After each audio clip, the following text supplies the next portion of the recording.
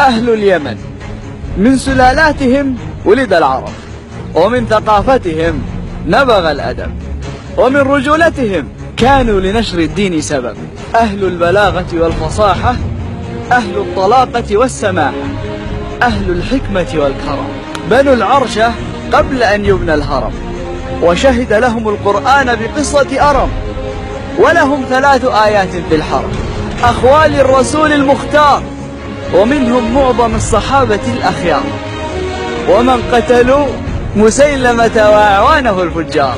نساؤهم مسترات وبالحياء محجبات، ولن تجد فيهن متبرجات.